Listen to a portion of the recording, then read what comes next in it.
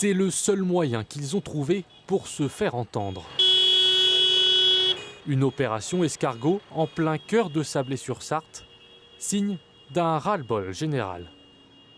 Aujourd'hui, le gouvernement nous répond vaguement et il ne fait pas avancer les choses. Donc à un moment donné, pour nous, il faut que ça bouge aussi. Aujourd'hui, c'est la base. C'est la base qui se soulève, c'est la base qui dit non, c'est la base qui essaie de dire à nos responsables, il y en a marre, et il nous faut des choses, il nous faut du concret. Mettre la pression sur le gouvernement, notamment sur le respect de la loi Egalim, celle censée mieux les rémunérer.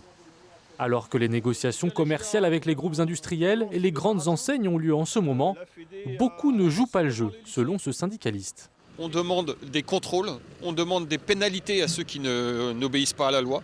Comme par définition, quand on n'obéit pas à la loi, on est hors la loi. Et un hors-la-loi doit être puni, doit être condamné. Condamné dans un contexte difficile pour les agriculteurs. Leurs coûts de production augmentent et ils se disent en plus étouffés par l'administratif et les normes européennes, pas toujours justes selon eux.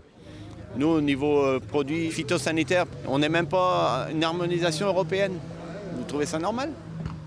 Alors on importe des produits qui n'ont pas les mêmes normes que nous. Et les gens, ils n'en voient rien parce que les gens, ils veulent acheter au prix le moins cher. Ils disent qu'ils veulent acheter de la qualité, mais c'est pas vrai. Surtout maintenant. L'opération escargot s'est achevée devant l'hypermarché Leclerc. Les agriculteurs ont déjà prévu une nouvelle action vendredi, au Mans cette fois.